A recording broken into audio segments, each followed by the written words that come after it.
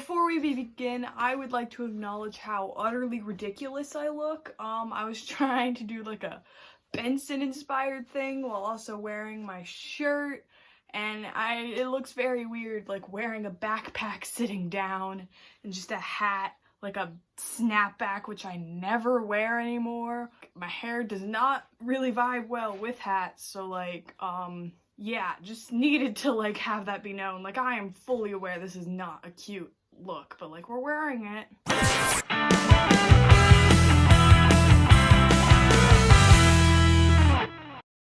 This video is going to be split into two parts. The first section is going to be a spoiler-free review of Kipo, of basically me convincing everyone who hasn't seen it to go watch it right now. And then the second half is going to be a fully spoiler version of me just talking about how much I love this show. So if you've already seen Kipo, you can just skip to that, and if you haven't seen it, only watch the first part of this video because, oh my god, you don't spoil it for yourself. Please, for the love of God, do not spoil it for yourself. So spoiler warning for just the second half of this video. There will be like a spoiler card in the midway point, but I'm just saying that now.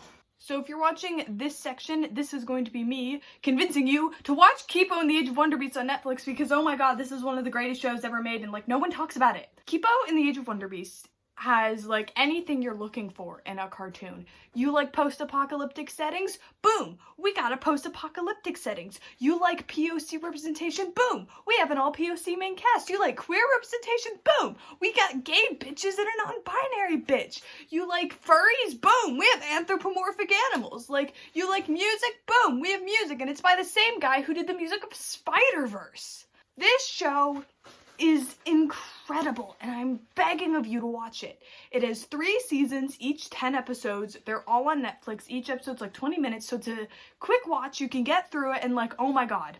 But you don't watch it once. That's the thing about this show. You can't watch it once. You watch it through the first time and your mind is blown and you're just like, whoa, that was incredible. But then you watch it again. And because of things that are revealed to you in later seasons, in the last 2 seasons, the whole show changes. It is an entirely different viewing experience watching this show the second time. Like, there's one scene in season 1 where, like, watching it for the first time, I was like, oh, this is cute. But then, once I watched later seasons and got added context for it, I was sobbing my eyes out. Like, you have to rewatch it. So, watch it for a first time and then watch it again. Because watching it again is an entirely different experience. But this show is so great. I love it so much, and it's so different from, like, other cartoons today, because, first of all, the whole, like, bean face animation style that's been, like, being used a lot, it doesn't do that. It is, like, very unique art style, which I love, and the show is visually beautiful, and, like, all of the, like, set pieces and backdrops are just gorgeous. And it's also different in this set out to tell one story, and it's just telling it. Like, the whole of the show came out throughout all of 2020. Season 1 came out in, like, January, then season 2 was, like, May, and I'm pretty sure season 3 was, like, October. So, like, it's just 3 seasons, there's no more than that, and I really appreciate that. It's very like Avatar: The Last Airbender. Like, when they ended the war, they ended the show. Like, that's it. And I really appreciate that, especially with television. Like, once you're finished telling your story, you finish the show. Like, I'm not a fan of shows that just keep on going for as long as they can. And I'm like, we should have ended this. Kind of like Glee. I hate to be comparing these two shows because, like, Kipo is amazing and Glee is, like, insanity. But, like, Glee, I think Glee could have ended after season 3. I didn't think we needed any more seasons after season 3. But, like, obviously, Glee had no, like, master plan of the story, like, when they started, so they just kept going. So I appreciate that with television, is when you have your story, you know when it's gonna end and it's not gonna keep going, and so that makes it so much better. So, like, you watch this and you're just like, everything I'm watching was, like, purposeful. Like, there's no filler episodes, there's none of that. It is just a complete narrative, start to finish, and it is beautiful. And the music is amazing. So before Kipo, I was, like, really into Steven Universe, and, like, I thought I listened to the Steven Universe soundtrack a lot, and I do. In my 2020 Wrapped, Steven Universe was my #2 artist. But the Kipo soundtrack I listened to a lot, because a lot of it There's obviously songs in the show that the characters sing that I listen to and that are great, but also it just has like a really nice like pop soundtrack. Well, it's not pop, it's mostly hip hop. This show got me into hip hop, by the way. I listen to rap music now because of this show, and like I've been introduced to so many rappers that I just really enjoyed listening to all of their work now because I heard one of their songs in the show, and now I'm just a white boy listening to rap music. That's a thing that happened. And so the music's really good, but if you want to like access all the pop songs, there are people who have made playlists, because on the official soundtrack it only has like the songs the characters sing and like the background tracks. They don't have a lot of their pop soundtrack on the actual official soundtracks. I've said the word soundtrack a lot, but there are plenty of playlists. I'll link some below. But don't listen to them because they have spoilers. But yeah, the music in this is so incredible. I'm not gonna say it's as good as Steven Universe, especially like the character songs. I'm talking about like what the characters sing. I still think Steven Universe is like the top ever for like in terms of writing music that characters sing and like writing in-world music, but in terms of just music to listen to, like putting on the Kipo soundtrack, like it's so good. It's so good. And again, it introduced me to a lot of artists that I would have never listened to before, so that was really cool. Like, obviously, Netflix gave them 3 seasons, like, right away as, like, a start, because, like, they only came out a few months in between each other, and, like, the creator on Twitter said, oh, we've been working on this for a while. So I think that's what I appreciate about it the most, is like usually shows only get their first season, and it's like, so they have to like kind of wrap up the first season in a way that's like suitable if they don't get renewed. But obviously the show didn't do that. It knew, I was like, no, we're getting our 3 seasons. So it's really cool to see that, because like, spoiler alert, season 1 ends on a cliffhanger, which I was not expecting. I watched season 1 the day it dropped on Netflix, just because I happened to be on Netflix that day and it was recommended to me. I watched season 1 and like, I was like, this show is amazing. What the fuck? It ended on a cliffhanger? I was not ready for that. I was absolutely not ready for this new Netflix show to be just so incredibly bold and just like, you know what? No, we're ending on a cliffhanger. But obviously that's because they knew that they were getting 2 more seasons, and that 2 more seasons were probably almost done or in like post-production at least. So, but that's so cool that it's just like they were given exactly what they needed to tell their story, and that is something you rarely ever see, especially in animation. Like, Infinity Train just got cancelled before it could be finished. Like, Legend of Korra, one of the main problems with it is that they only got 1 season at a time, so they couldn't make an overarching narrative. And like, Steven Universe, the ending of Steven Universe is rushed because Cartoon Network wanted to stop the show after they did the gay wedding episode, so they had to rush the ending. So like, so many times we see with animation, it's just like creators get fucked over and they're not given the proper resources to tell their story that they're wanting to tell. But with Kipo, that didn't happen. It was just, they just got a complete narrative. It was incredible. So if you're one of those people who has a problem with like animation being screwed over, like this show is great because they weren't screwed over. They were given 3 seasons to tell their story. I mean, maybe he wanted more and like had to make it work with 3 seasons, but like it really works with 3 seasons, and especially because if you take into account like seasons 1 and 2 take place over the course of like a week. So like from the first episode of season 1 to the last episode of season 2 is like literally just a week, and then there's like a couple month time jump to season 3. And that's it. So the whole show takes place over the course of like just a few months, with obviously that month time gap, like us missing time gap. It's just so fun to watch. It's such a good show, and I love rewatching it because like, obviously there are plot twists. There are some plot twists in this show, which is why you can't watch the spoiler section of this video, because it will ruin it for you. But like, once certain things are revealed to you and you learn certain things, whole show's different. You're watching an entirely different show.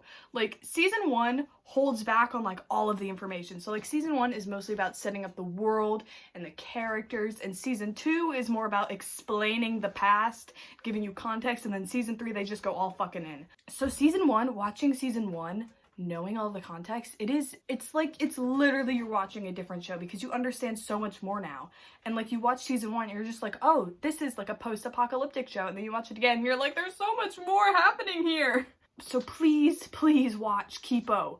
Please, for the love of God, watch Kipo. And now we're getting on to the spoiler part of the video. If you are still here and have not watched all 3 seasons of Kipo and the Age of Wonderbeasts on Netflix, click away or I will find you and kill something. It might not be you. It could just be a houseplant, but it will definitely be something that has emotional value to you. I rewatched Kipo again for this video, and like rewatching it with the context of it's all about like this one family changes it. It just changes the whole thing. Like the What We Have Is You scene, first time I watched it, I was like, aw, that's so sweet. Kipo singing a song she knows to this random monkey. But then no, because there's layers to it. Then you watch the whole show and you realize the monkey's her mom, the monkey is song, but not only is she singing just a random song to song, she's singing a song that Leo wrote for Song 2 Song, and she's in song seeing Kipo sing it, and this is also the first time she's seeing her daughter in 13 years, and she's playing the song that her husband...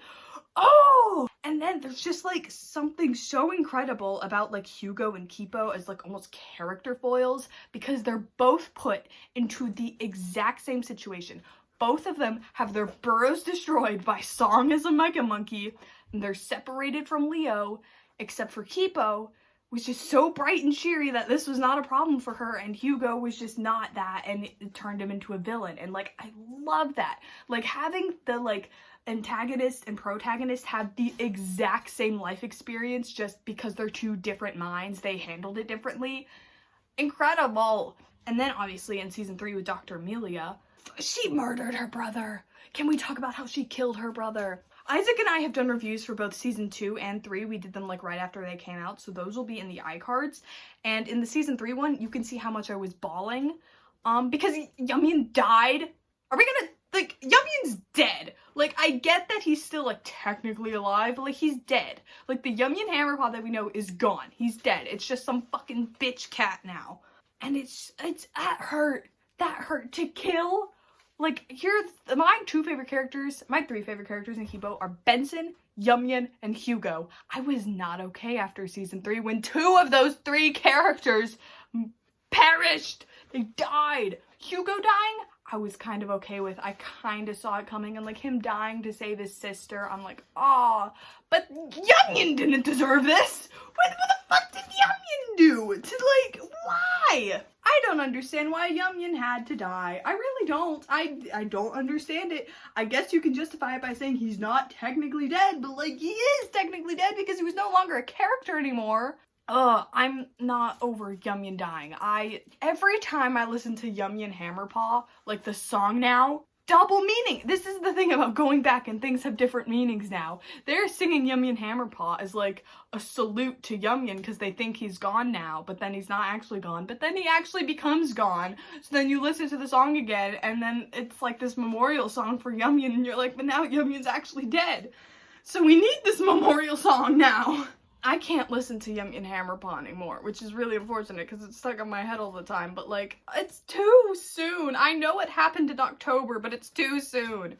And they killed him in like episode 4. I'm sorry that I'm just going off about Yumyan's death, but it really affected me. I love Benson and Troy. I'm gonna stop talking about Yumyan's death and talk about what I love, and that is Benson and Troy. I love these bitches so much. Like, look at them, they're so gay.